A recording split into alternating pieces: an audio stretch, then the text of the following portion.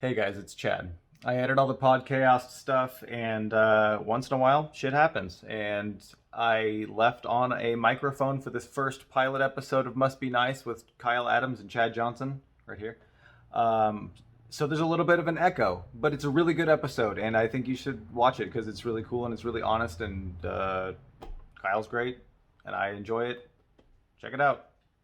It's it's the first episode's messed up, so all the other future ones will be perfect. It's going to be great. So we're going to have this show going. So watch it. I think that's it. Yeah.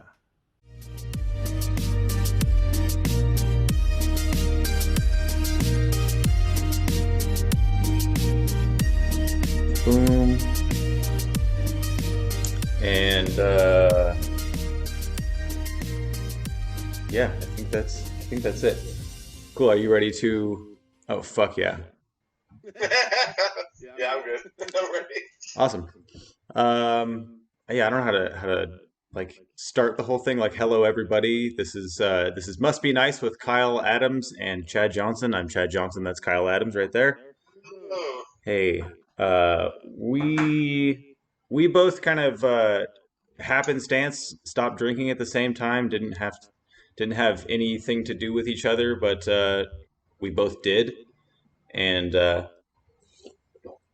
yeah, it's just kind of been an adventure that we've, at least I have. I felt kind of a little bit alone in just like being in a group of comics and stopping drinking is such a weird thing to do because everybody still drinks, and then it's like, oh, but if you see this side of it, then you can actually like see where you could do better with the thing that you're trying to do the whole time.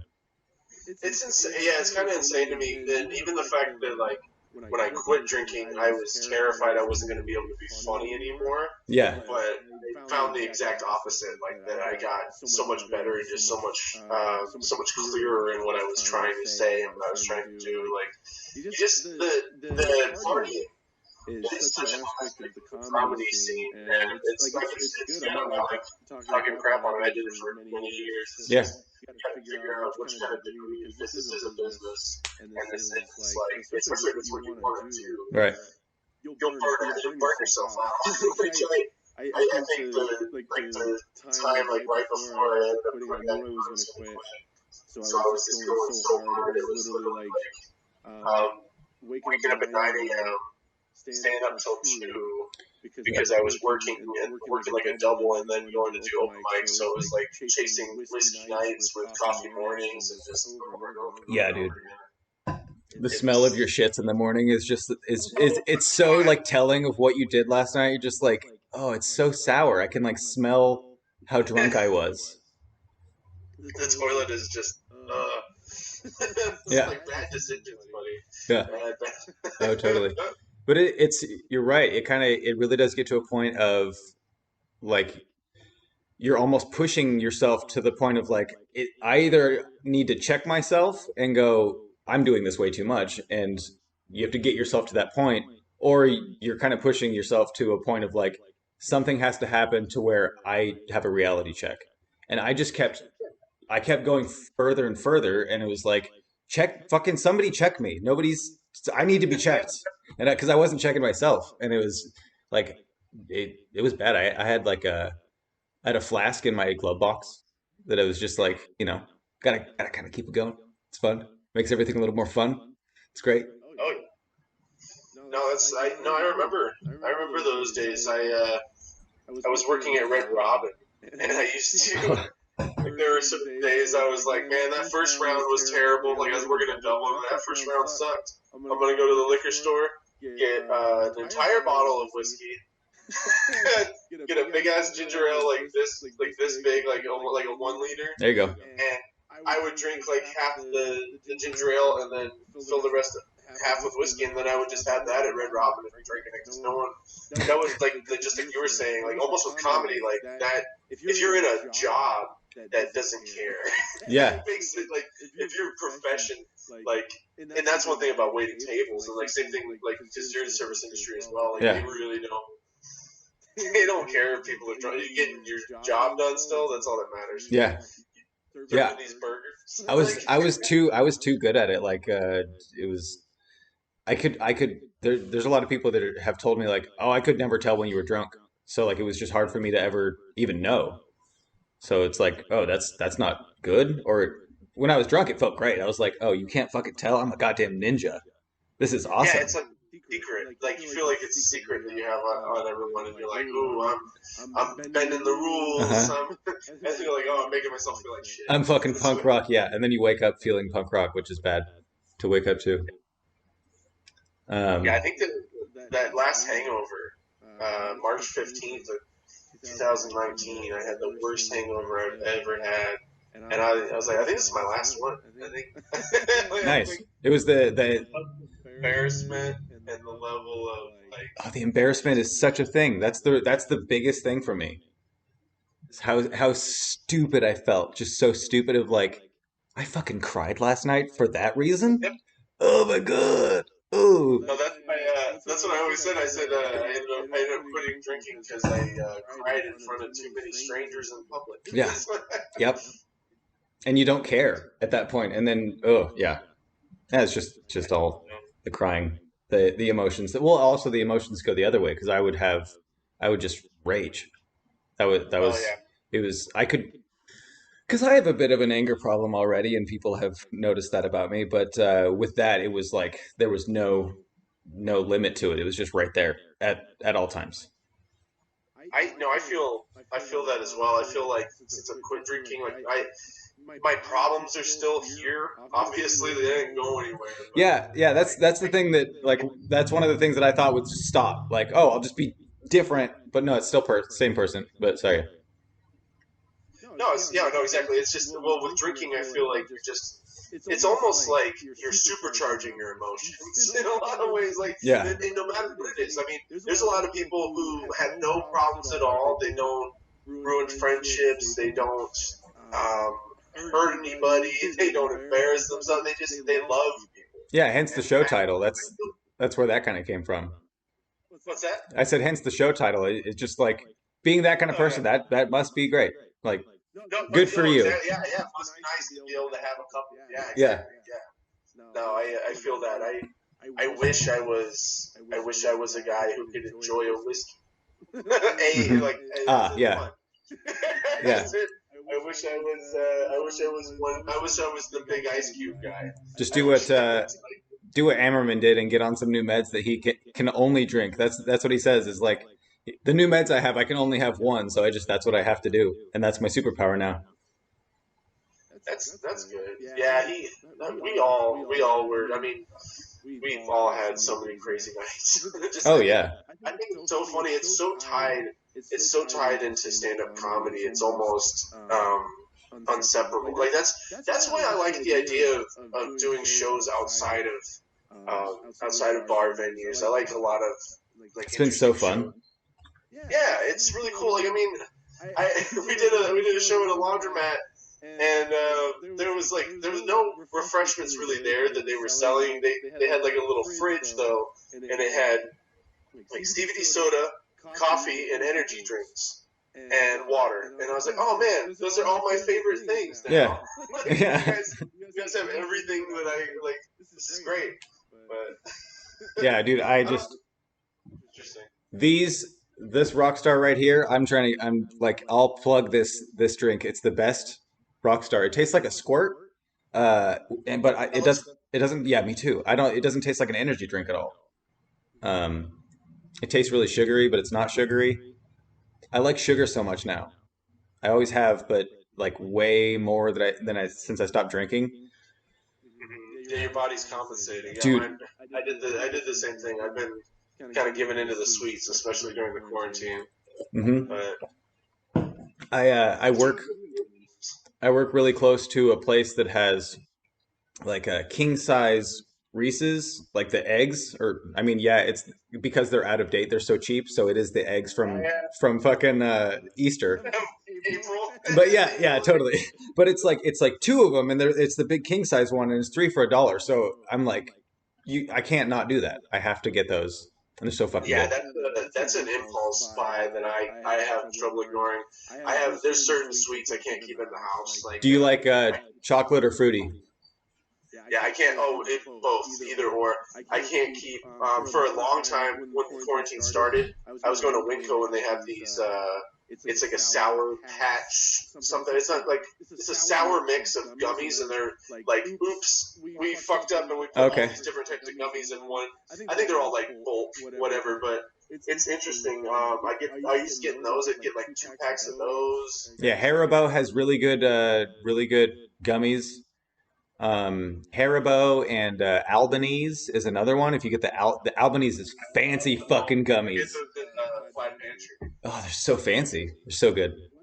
I've been doing the RSO, so the little extract of the marijuana. So I end up putting that on gummies and making my own edibles, which has been nice. Tell me about that. I don't know anything about it, but I do edibles. It looks like heroin. Fuck yeah. Okay, I've seen this. I've seen that in a dispensary. Yeah, you get this in a dispensary. This is backwards, obviously, but I'll Nope, read it. not for me. So it's got 217 milligrams of THC, and it has 373 milligrams of CBD.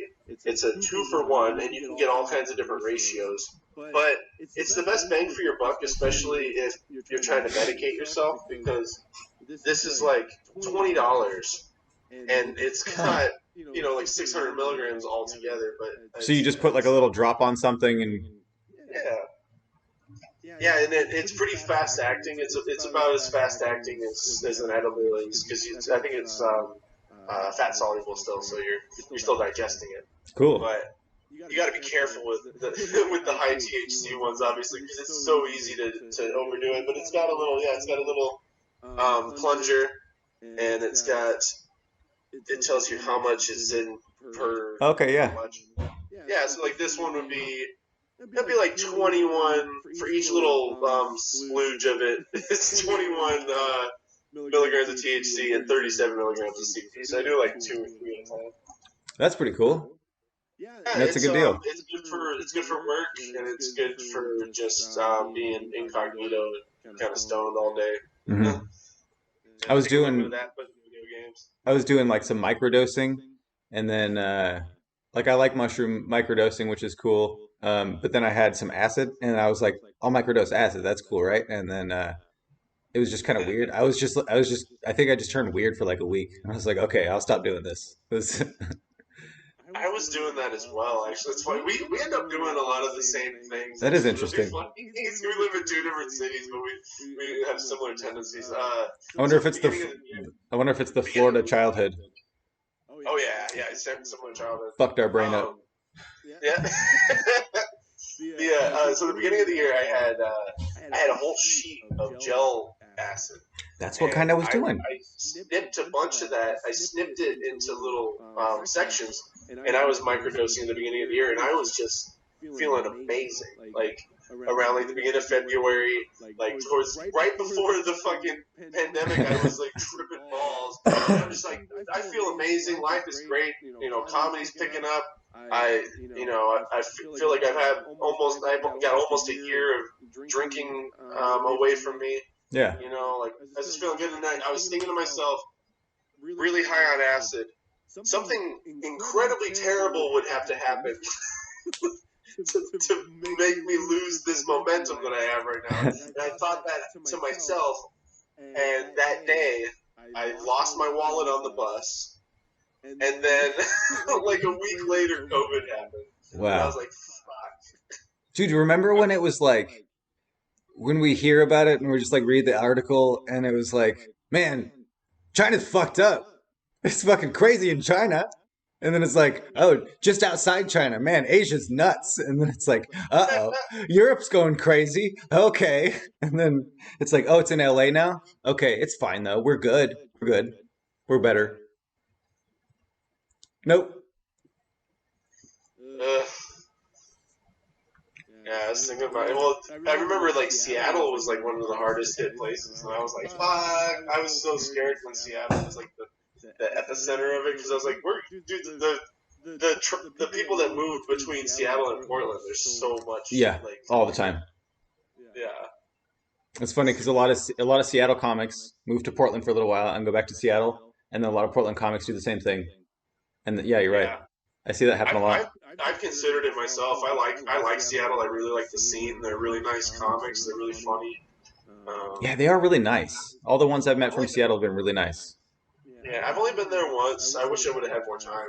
I had a week up there, but I would have easily taken like a month off Nice. working on there if I could have done comedy. So you're playing a lot more video games now? Yeah, That's kind of helping your. I allowed myself to like just get addicted again, and it Fuck feels yeah. great.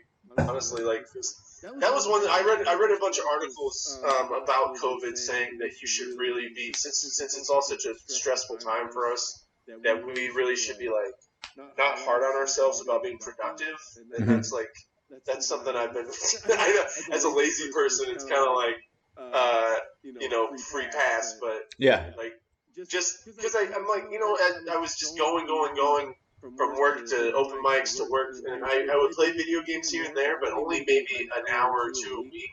Now I'm playing like up to like 3 hours a day or so again. Oh, that's cool. Yeah, it's really nice. I've been playing Mario Sunshine. I'm trying to beat that one all the way through because that one is just Fuck fucking yeah. It's intense. so hard. It's the hardest 3D Mario for sure, and it came out the same year my mom died, so it's bringing back all kinds of like memories of myself like trying to distract myself as like a Oh, that's a interesting. 14 kid. Well, that's cool. I mean, it could, take you to a darker place, but it's kind of interesting and fun sometimes to explore that kind of stuff. Yeah, it hasn't really brought up any dark memories. It's like it kind of brings up some good memories of me like grieving but trying to like find a happy, and it was a good distraction 18 years ago, just like it's a good distraction now, like revisiting Yeah. it, which is kind of You're the whole collection is kind of cool because it's got Mario 64, which came out when I was like 8. best game in the world. Yeah, Sorry, yeah, that's it's just the game. No, you're right. It's the game that got me into video games. And Mario Sunshine, the game that came out when my mom died, and then Mario Galaxy, the game that came out when I graduated high school and I was in college. So it's kind of like the big milestones in my teenage and like childhood years. that's fucking great. Like a Nintendo kid, right? I'm not. Yeah, I consider myself a Nintendo fanboy more so than a gamer in general. I like people who appreciate things. I'm gonna go over here real quick. Switch the camera. These are all hooked up. Boom. Top loader. Oh, I used to have that. I love that. Yeah. That, and then the Genesis. Okay.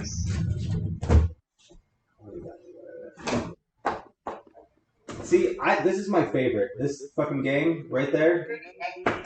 Wind Waker is very underrated, but there's a pretty loyal fan base just for that one. Yeah. Time Split. Yeah, dude, Time Splitters is great. Really funny too. Of course. What do we got? That game's fucking badass. What are we talking about? Just getting it ready to play. Oh. Yeah. Goddamn, that stuff. Oh, dude, check this out. Zach's got this. He's got the Game Genie and the arcade stick for the Genesis. It's pretty badass. Just oh, this right here. This is what I bought myself when I stopped drinking. Is that the VR? Yeah, for the PlayStation. Oh, nice. Yeah, so I get the the Beat Saber and the dude, I go crazy with that. And that actually helped me like feel like I was doing something physical because I don't like gyms. I don't really like going running. It feels stupid and I hate it. But I like climbing a tree. I'll do stupid stuff like that. Yeah. But I don't. That'd be interesting. I was considering getting that. It's called Ring Fit Adventure. It's for the Switch, and you put the Joy-Cons, and you basically have like a weird little hula hoop thing, but you put one of the Joy-Cons on your leg, and it tracks your movement when you run. so you Interesting. run to make the character run, and then it looks pretty cool. It's basically just like the the next step in like Wii Fit, you know. But Okay. it looked like a fun game. I was thinking about checking that out. Nice. So I got Zelda Oh, that's posters fucking all over great. the wall. Is I the got little Skull Kid.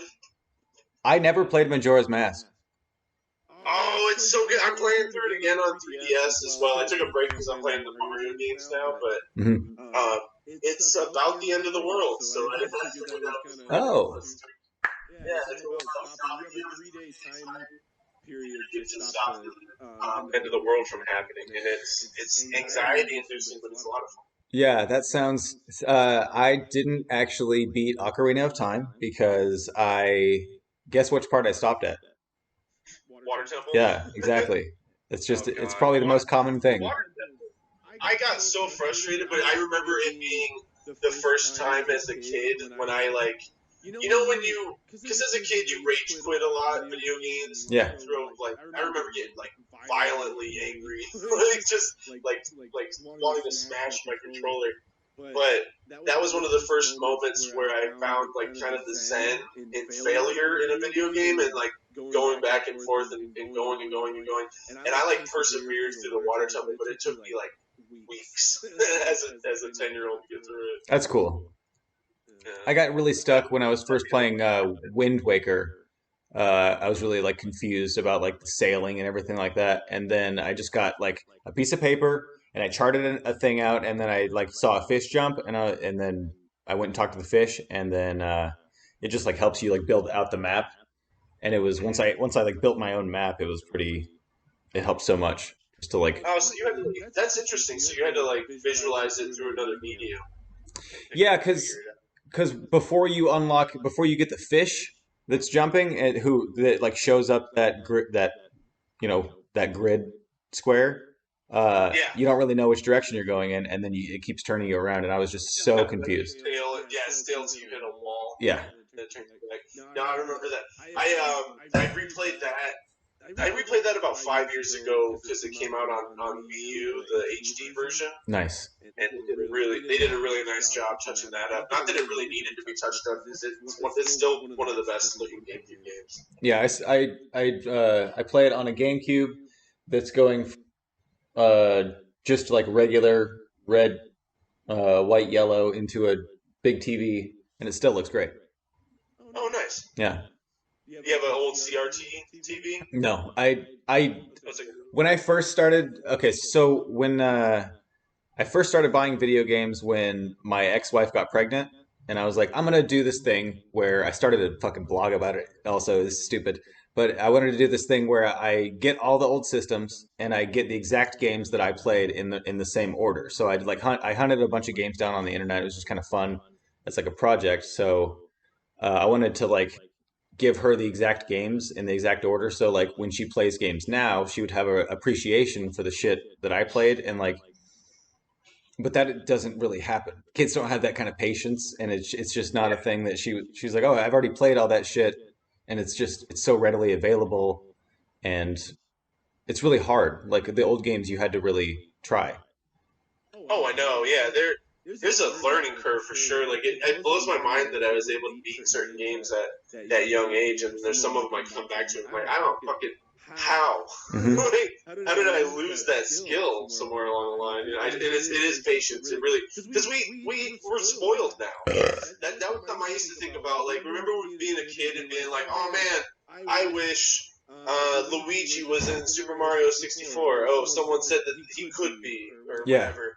We get everything we want now. Like, the games are insane. Like, they give us things we didn't even think that we would have wanted, and then we go, that's awesome. But we're so spoiled we can't even appreciate it. And then revisiting these old games, they almost seem like broken. Almost like, well, where's the rest? Yeah. Like Well, and like even with it's funny you mentioned Super Mario 64. They did redo that for the DS, and you oh like yeah, I have and then that. yeah, and then they gave that to everybody because everybody was like, I want to play as other people, and like it was cool because the other people they added almost like a Metroidvania kind of aspect to the game, which was fun because you had to go back with different characters to unlock certain things. Yeah, I repurchased that actually. I was playing that for a minute too.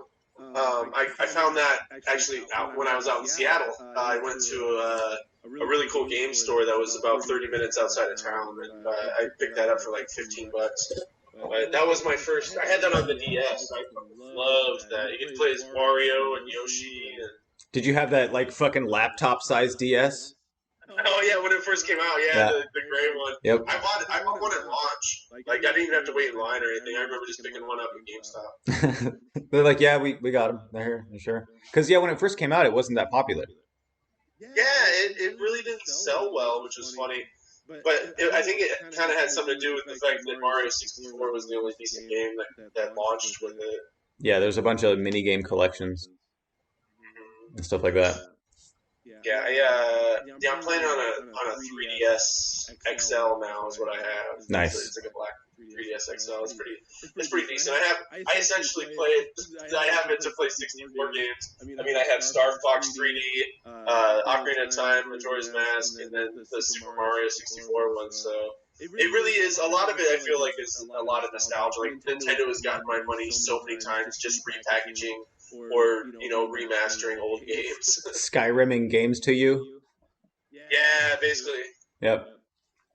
Have you ever made a purchase while you were drunk that, like, the next day or something you realized that, like, holy shit, what the fuck? Oh, a drunk purchase. There's this book. I don't know why I think it's going to be near me. There's this book called Einstein's Dreams that I've bought 3 times now, and it's like a $5 book.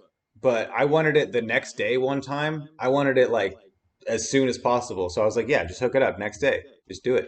And it was like a $37 purchase because the shipping was next day shipping and I didn't have Prime. Oh God. Yeah. So you paid $37 to get it the next day. Yep. It was $5 book. And I could have just like I've never lived far away from a bookstore. I know where they are. I think probably the worst, honestly, is just more alcohol. Like, I would say the worst drunk purchases were always just more and more alcohol. Like, I remember doing. Do you remember doing drunk? Have you ever done like drunk math with your bank account or like with cash that you had on you? Like you're like, I started with this much. How did I get to? Oh yeah, for sure. And then you try and piece together everything that you bought. Because I operate with mostly cash since I'm a server. So I'm like, I've always just got a bunch of 20s on me. Nobody robbed me, by the way. Yeah, I was like, say that into a microphone and camera. That's a good. It would be very lucrative for you to rob. I always have cash. No, I'll like, I just remember getting drunk and like, being like, okay, what did I buy? And then I bought this, I bought that. I bought this, and then I would end up like, I go, how did I spend $100? And then now that I don't drink, I never have that problem again because I know exactly what I spent, and it's never like just because the alcohol took so much out of my wallet, like yeah, like $50, every 2 nights or so, or whatever it was. Yeah, it's crazy how fast money can go and how just easily, especially because like I'd go to bars and I'd have a drink and then the more drunk I get, the more fun it is to tip and be like, there you go, fucking hell yeah, tip. And then I'd tip $10 and then I'd walk out going like, I don't have that much money. Like, what the fuck am I doing? Oh, I could definitely vouch for that. I did that a lot in Florida. I remember doing like, we would work at Macaroni Grill, and then we would go to TGI Fridays. Hell yeah! And TGI Fridays was the last corporate bar that was open, like corporation. And there was all these little. It was like just a little suburban area in Florida. And so they had like Macaroni Grill, TGI Fridays, sushi bar, all these, and all the servers would go to TGI Fridays, and TGI Fridays would go out and then would go to another bar, and we all just like. We would all just tip each other a whole lot, and it was just this weird little like party system of all these weird drunks coming in, getting drunk at each other's location. And like it made me develop the idea that like service industry people are just hustling around each other's money. We're the only ones that tip well. Yeah. Well, it really does get to be. My ex-wife talks about this with me because she was a bartender for so long, and she's like, it's just a thing where all the bartenders hang out, and then when you're done here, you really do just go here, and then everybody just kind of goes around to each other's bars and just keeps the cycle going. Yeah, it's like a self-sustaining economy based on just getting Yeah, fucked up. yeah. How old were you when you first drank? Like, 14. Or no, younger than that. Because I drank. That's a good question.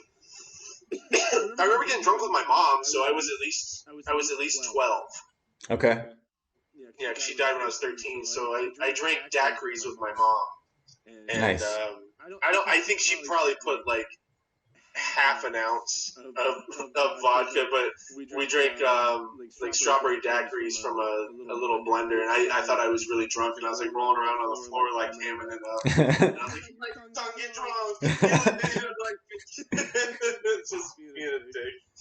That's fun though. It's fun when you can get away with those kind of things. Like if you're when your parents cuss and you just What's like that? it's fun when you can get away with those kinds of things. Like when your parents cuss and then you're just like, oh, I'm gonna say that I'm gonna fuck. So we're not supposed to say fuck, but you just said fuck. So I shouldn't say fuck. You've been saying I shouldn't say fuck my whole life. Yeah, it was very much one of those Yeah, situations where I was just kind of emulating what I saw from adults. Oh, I'm so drunk. yeah, I'm only 12 years old. Why did you let a 5-year-old get drunk? And that might have been like a little buzz, yeah. but Pretend hiccuping just because you've seen Pinocchio. yeah, no, I was just about to say Pinocchio. That's so funny. Yeah. Yeah, that's always my example. I was making fun of there's a Portland comic who gets like sauced all the time, and I saw him at a mic, and he was literally hiccuping, and I was like, dude, you're Pinocchio, you're like Pinocchioing all over the fucking place. Like, I was like, dude, you're gonna grow a donkey tail. Yeah. Like, you better chill out, dude. That's a good one. With the first time I ever got drunk, I was hanging out. I was probably 13, maybe something like that, seventh and eighth grade, somewhere in there. But we put my mom's Southern Comfort into a brownie mix, and we Oh, ate it. nice. We ate it with spoons. I think while we watched like Scary Movie or something, and got just so fucking drunk, and like felt really sick, but also at the same time really drunk. Prank called some people, got in a little bit of trouble for that. Oh yeah. Yeah. You can't say like I'm gonna kill you and shit like that when people get really upset real quick.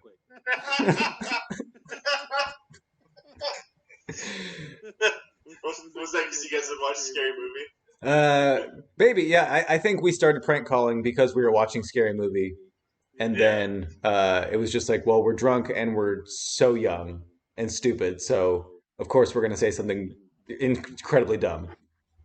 Yeah. Yeah. We were like one of the last generations to get away with prank calling. I feel like Yep. it was like the advent of the caller ID. Yeah. I got star 69 a few times. I remember that when I used to prank call, so Yep. that didn't work out. Yeah, that was I think I got threatened with cops a couple times. Like did they just called back and said, "We got your number from the police, so don't call here anymore or else we're going to press charges." So that was one. I mean, we did a lot. It was I can like so many specific instances. Also, it's just so fun. I'm glad I took advantage of it. It's almost more fun to prank phone call a business though. Oh, way more fun. Which sucks because it happens because I work at a pizza delivery place, so that's constant for me. But at the same time, I will when people order like, "Hey, can I get a hot dog?" I'm like, "Yeah. What do you want on it?" And then they go, "Oh, relish?" I'm like, "Anything else? What's your address?" And they go, "Oh, click." I'm like, "Okay." See, I've done. I don't prank the pizza guy, but I've done like I put interesting shit in the special instructions. That's always fun. Yeah, like I put something like I was picking up a pizza from Round Table, and I was like, "I am a time traveler. So do not be alarmed when a portal opens up in the middle of the lobby, and I arrive 5 seconds before my pizza is ready." Oh, that's great. That's Just like they're like, "Were you the guy who wrote that?" I was like, "Yeah." They're like, "That was fucking hilarious. I'm so glad you like." They appreciate like people fucking with them a little bit like that. Oh, totally. That doesn't hurt anybody, and it doesn't waste anyone's time. It's Right. just, Especially when it's clever. yeah, it just brightens up the mundane. It totally Which does. I like. Yeah. Yeah, there's people that write on the delivery instructions are like they're like do a dab and then do a 360 and then drop the pizza in our hands and I'm always just like no, no, you'll never catch me one time with anybody's eyes doing a dab. It's just it's not a thing that I respect and I can't do it. I think right there is when I drew the line of like, oh no, I guess I'm an adult and yeah, like I was hanging out with my friend and his kid was doing the dab with my like around my daughter and he's like, "Hey, do the dab." And I was like, "Hey, what does that mean? What are you doing? What is that? What's that dab thing you're doing?" And he was like, "I don't know, I'm just doing a dab." And he's like 6 and I'm just being a fucking asshole, but I hate it. I hate it so much and I'm just like, "So what does that mean? What do you even know what it means? Or are you just doing the thing that everybody does and you're just following what people tell you to do?" And he's just like, "I don't know, dude." And I'm like, "Okay, well, just don't do things that you don't know what you're doing because like what if it's wrong?" And then Yeah. I don't think I had any influence, or I don't think he took that in. But I did go Yeah, off on a fucking little kid. I do that a lot. I do it way too much. like pulling Tide Pods out of his mouth next time. Yeah. Like, what the fuck are you chewing on, dude? Oh man. No, the funny thing about dabs, I there was a week at my restaurant where literally there was a bunch of kids coming in for some reason. Like we don't get a lot of kids where I'm at because it's like more like fine dining. But the kids came in, and it was like one week, and there were like 3 tables in a row where kids ordered fries or they asked permission to order fries, and then when they were granted permission, they were like, "Oh," like, I was like, "What the fuck, dude? Like, what is it?" And I was like, "Is that a YouTube thing?" Like, I tried to look it up. I was like, "What is it with what's the connection between like fries and dabbing?" I don't. Oh, is there a connection between fries and dabbing? I don't think there is, Okay, but it's just like when I think it's just a celebratory thing. yeah, it's okay. So it's like when people get what they want, like victory kind of thing. So, dude, I didn't know what the fuck yeet meant. All like I learned that's one that I learned like not even a month ago. Isn't yeet just like fuck yeah? Isn't it just like excitement Oh, or cool. something? Like, yeah. So I was just like, oh, it just means that. But no, it means to throw something away from you. Hmm. To yeet I think. something is to, to throw it. It's so stupid. I hate it so much because so my daughter started saying it and she's like, she'll just go yeet and then she'll just throw something across the room and I'm like, that's dude, what are you doing?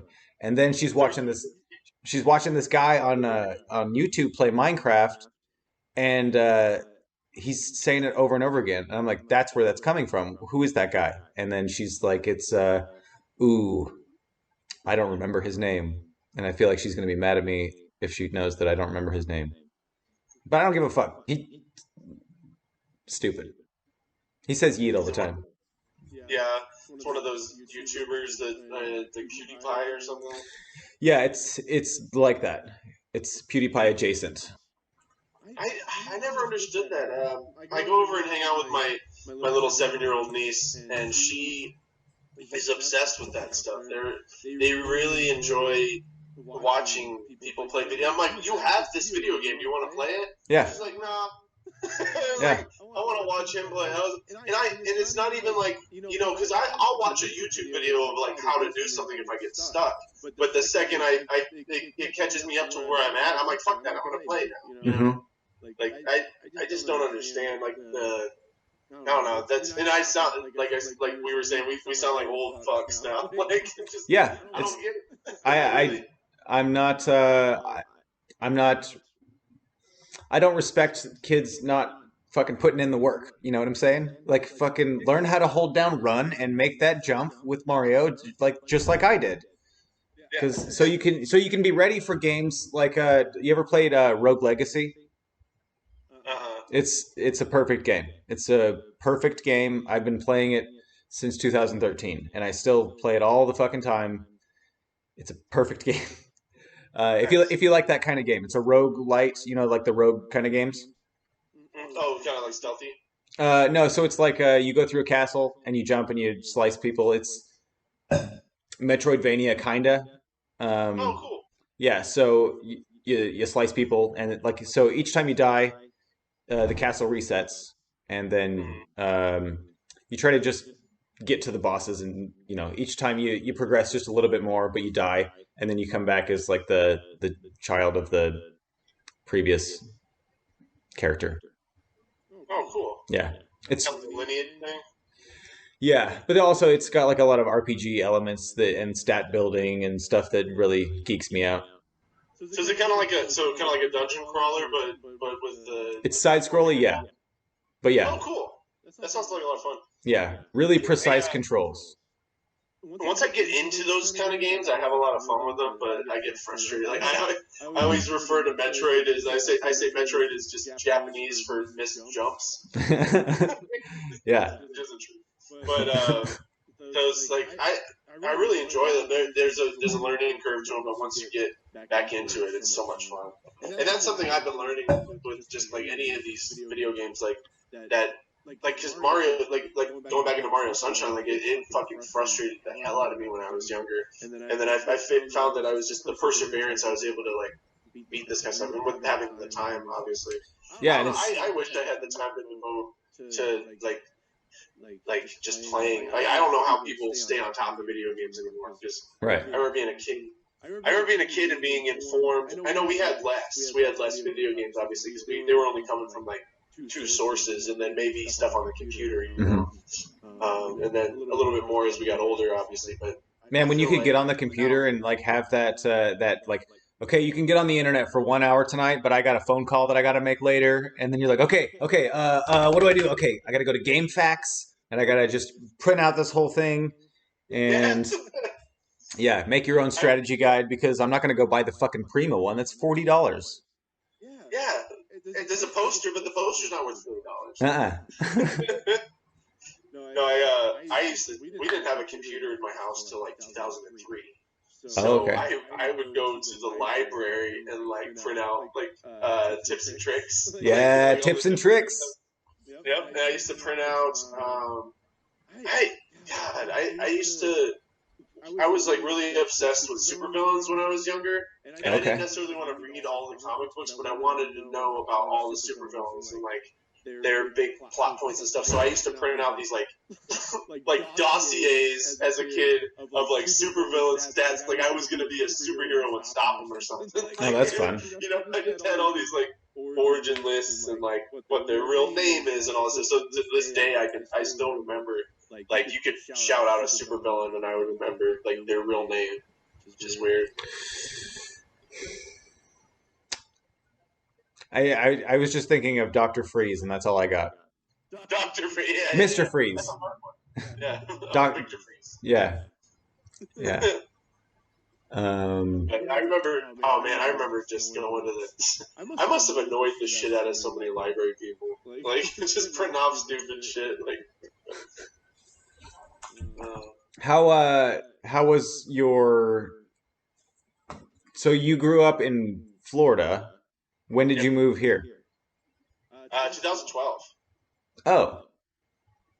Yeah, wow. So I've been here about 8 years. Okay. Or a little over 8 years. It was in June of 2012. Nice. Where at in Florida? Down south?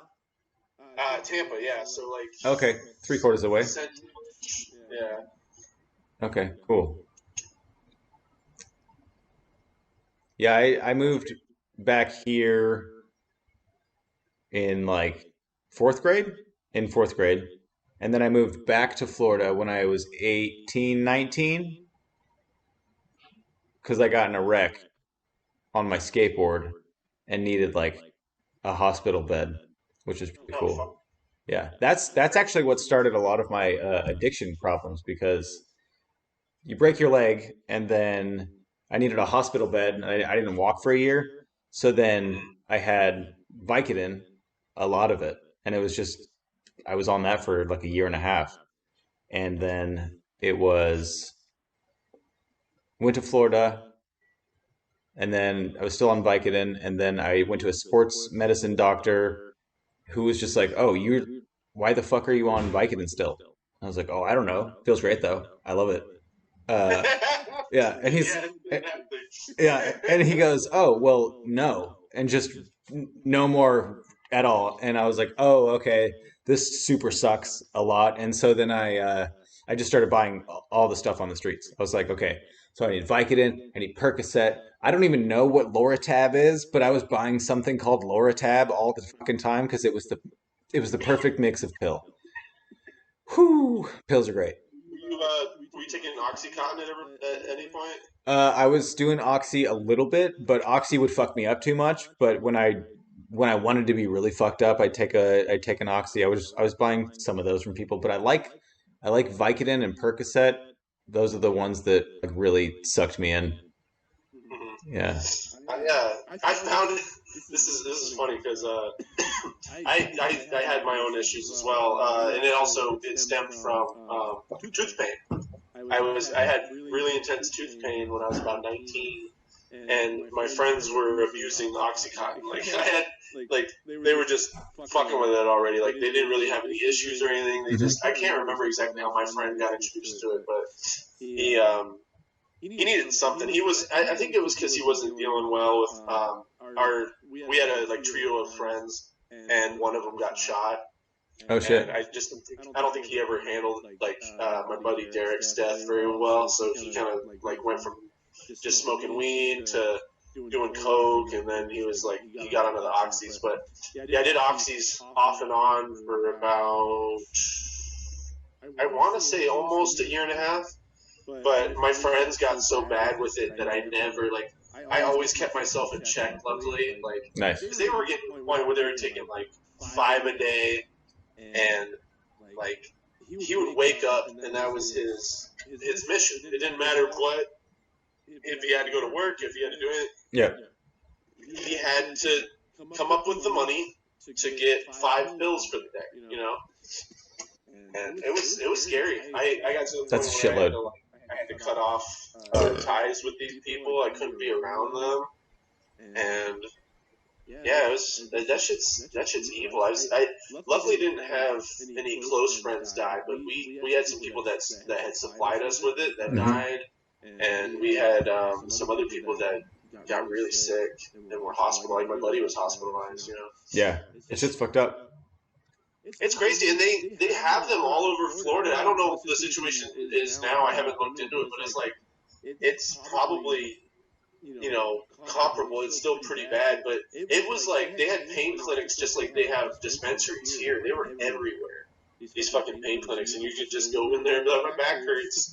Like we never did it that way, but they used to buy it out of a McDonald's in Tampa, actually. Oh wow. There was a person who had a scription or a script, as they would call it. Oh yeah. Get some scripts. And it would be like, and it was years before they had that like that Travis Scott burger or whatever. Like I remember someone saying something about like there were zanies with it or something. But yeah, they'd order like a McDouble, a large fry, and then like fucking. God, I can't remember how many were in the bottle, but they spent $500 on the bottle. So they Wow. would be like, "Oh, that'll be $5," and they would hand them $505 through the window. I was like, "This is the most sketchy shit ever." Yeah. And I drove one of the times they were doing it, and I was like, "Dude, I fucking hate this. We're gonna get fucking arrested." Yeah. It is some sketchy shit. Yeah. There was there was one time I was driving with comics in the car, and the guy driving was shit faced drunk, and I mean, so was everybody else, but the guy driving was that's the problem part. And so we're driving, we're almost to my place, and then we hit this like paving area, like road paving, and then so everybody's going really slow, and then everybody stops in the street, and I'm like, I have to fucking pee. Holy fuck! I gotta pee. We're almost to my house. Oh shit! And then so that happens, and then a cop pulls up behind us, and he's just in traffic with us. But at the same time, he's got like so much coke on him, and I like, and so like if he gets pulled over, I'm pretty sure we're all fucked. And so I'm just like, okay. So then I just peed in his car. I just grabbed something like he had a bottle or something. But that was so fucking scary, and it was just one of those like, dude, this is way too like I You're like You're like, I can't deal with this level of anxiety with a full bladder. I need to take one of these things. No, and it really was like a just you just let go and it just I bet that felt great though. Oh, it felt great. I actually got a bladder infection from that one, or a urinary tract infection, not a bladder infection. Yep. Had to go to the doctor, and I got these pills that made my piss extremely orange. And the doctor goes, "Careful when you shake it, because if you get it on your wall or something, it'll stain." And guess what? It totally did. Your piss stained? Yeah, because it's like dark orange, and it's like neon almost. So like, Oh my God. if like there's a shirt that I had that has a piss stain on it that I just like I can't. I'm not keeping this. This is fuck you. So get rid of that. And my old place, that same place that we were on our way to, there's piss stains on the wall because like it hurt to pee. So like there's that part where you're done and you do the go-gurt or whatever everybody calls it, get all the rest out, and then you flick, but like once in a while there's a drop that goes whoa, and yeah, totally that would happen every like 10 times I peed, but I was peeing so often that there was just this kind of like fucking flecky orange shit on the wall, and it was just like, oh, okay. And there was a lot of things like that I was like, okay, I'm close to done drinking, and I need something worse than a stain on the wall, but I'm almost here. Yeah. No. You start to. I started to notice that, like, you're just like certain. You're like, I don't know how much longer I can rationalize this behavior. Yep. I don't know. I don't know how much longer I can be like, oh, that's fine. Because you just keep accepting shittier and shittier circumstances. It's kind of crazy. Yeah.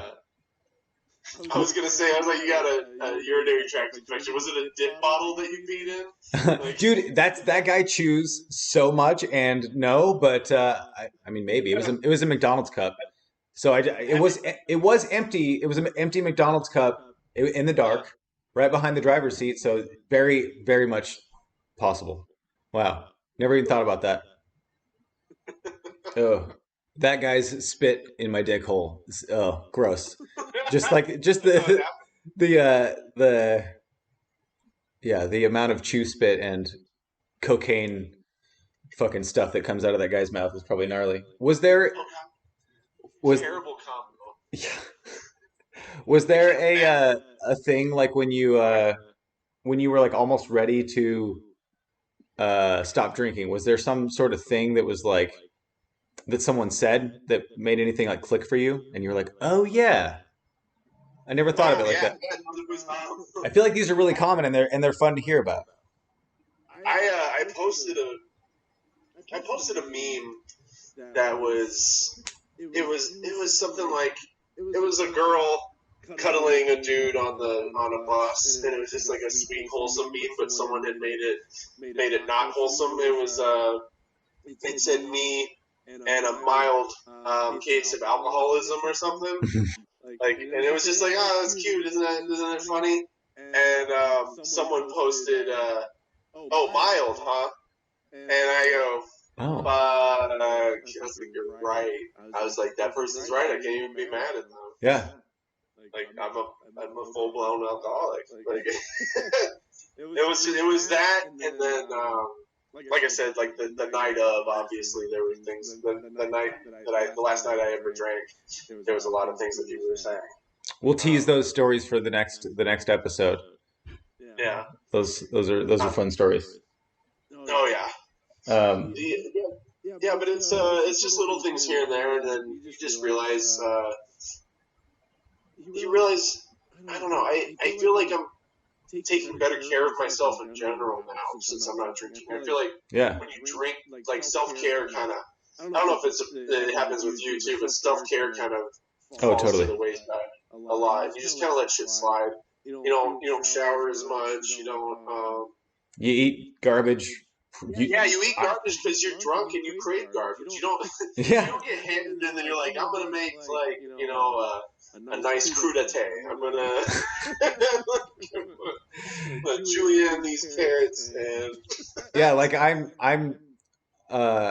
people hate me for this, but I'm kind of against pizza because I have a problem with that kind of stuff. So But like if I were to drink, I would just be like, oh, I don't give a fuck. I'll eat pizza, I'll eat a cheeseburger, and I just try to not eat that kind of shit because it helps me feel better. But yeah, once it really is just like an avalanche of negativity. Yeah, it really is. So Yep. It's like, um, when I was almost to that point, I was I mean, like, so the event, the one night that I was like, okay, I'm pretty sure I'm done. That night, and then the next day, I was listening to Pete Holmes, "You Made It Weird" podcast, and Craig Ferguson was on. And so, if anybody wants to go around March 2019, Craig Ferguson was on that episode. It's a really good episode. I really love Craig Ferguson. Um, but he talks about sobriety a lot, and I've always loved listening to him talk about it. I mean, you and I are both the sober, where it's so much like sober, you know, because it's like I love mushrooms, I love weed, I will do acid, like all that stuff. oh yeah, Um, same exact across the board. I have found that I've been offered cocaine a few times since I quit drinking, and I was like, you know what, if we're gonna completely cut out the evil ones, I'm not doing coke again. You know. yeah, I have an interesting Coke story as well. Anyway, so Craig Ferguson was on that, and he just said one thing, and he goes, you know, no one's ever said, "I wish I would have drank last night." And it's like, God damn it, that makes so much sense. And it was like, oh, cool. I can right there. And then I stopped drinking for 1 month, and I realized how much money I saved. And then I bought a fucking VR because that's about how much money I saved. And I was That's like, awesome. oh my God, that's how much fucking money I was. And then, so then you go, oh, cool. Now it's a fucking game. And now I can like play this game of like, ooh, I'm earning toys because I'm just switching my addiction.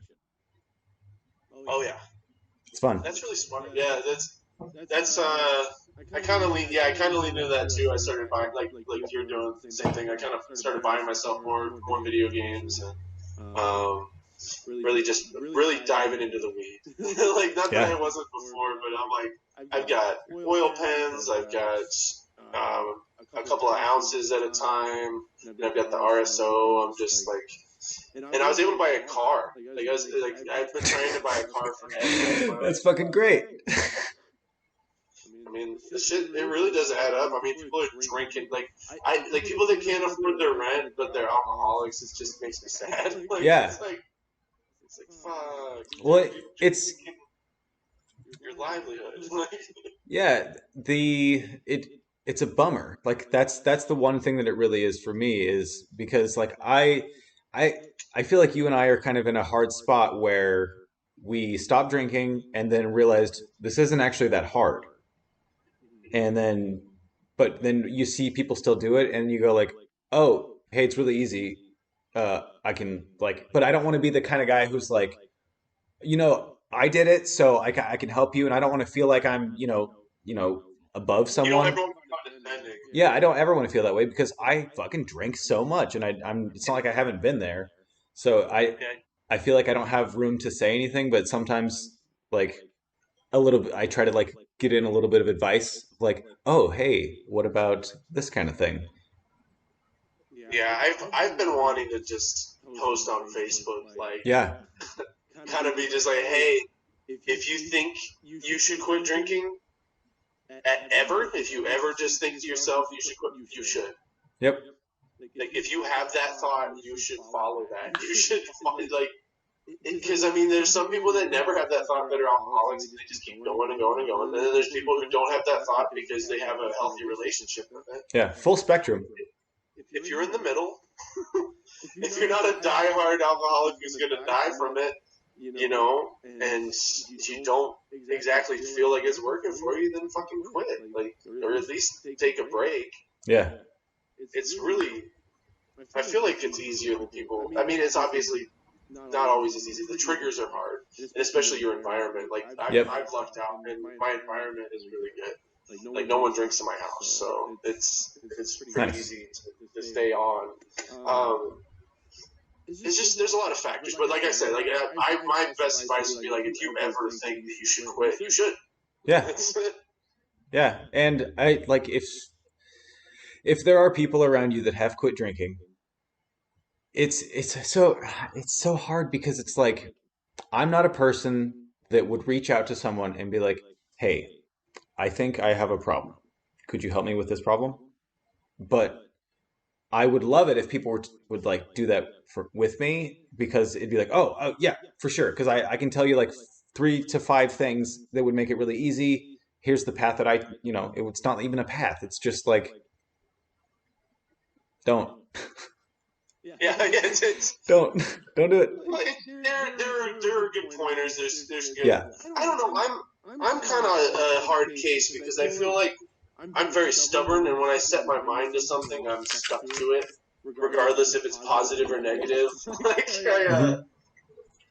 because I didn't stop going to open mics. I didn't stop Right. going to bars. I was at a bar like 2 days after I quit drinking, and I even held people's drinks while they went up. Like, there was one person who like handed me their drink to watch, Mm-hmm. and I was like, all right, like, and I had it set in my head already, so it's really hard for me to be like, oh well, just do what I did, because what I did was like kind of fucking crazy to some people that I feel like would have triggers and stuff when it comes to that. My triggers aren't exactly being around alcohol. My triggers, I feel like, are kind of feelings of like hopelessness and stuff. Exactly. Yeah. When I'm at a bar, I realized like, so I switched it off, but I was a host of a mic at a bar where my payment was $10 and whatever I wanted to drink, whatever I wanted. So it was like, cool. It was great while I drank. And then oh yeah, so then I would just get like a rock star with some soda water or just soda water lime. And then I realized that, oh my God, the drink is punctuation. So like, you have your drink or whatever, and then you say something, and then when you get your laugh, you go, yeah. And then once that clicked for me, I was like, oh, it's across the board. It's not just me, it's everybody. And so like with me, it was I didn't really crave being drunk, because as soon as I was drunk, I was always like, oh, now I feel dumb. Okay. I wanted to get drunk, but now that I am drunk, it's like with cigarettes for me. Sometimes I smoke one and I go, oh, I'm so unmotivated and sluggish now. Yeah, it's like eating a big meal. Yeah. Yeah, no, I felt that way when I was sober during the day, in between like my big drinking. I mean, I feel like the summer of 2018 I spent completely drunk. Okay, like looking back, I'm like, I think I spent that entire summer drunk. And I'm like, I the in between times when I wasn't hammered or I wasn't like well caffeinated and stoned, Mhm. I felt really dumb. I felt like I was in kind of a haze. Like it put me in like I felt like I couldn't recall things. Like it's funny that people always talk about weed making you stupid, but I feel like alcohol makes you really, really dumb after a while, especially when you don't, let up. Yeah. When you really get into these binges. Yeah. I feel like you're not your smartest, obviously, when you're pounding these drinks. Yeah, it does make me worried for people. It makes me confused for society that it's legal. It's as legal as it is and has been forever. But I mean, so are cigarettes, and that makes sense. I get that one. Yeah. Anyway, I think this has been great. We'll wrap it up here, and thank you everybody for watching, and we'll see you next time on Must Be Nice.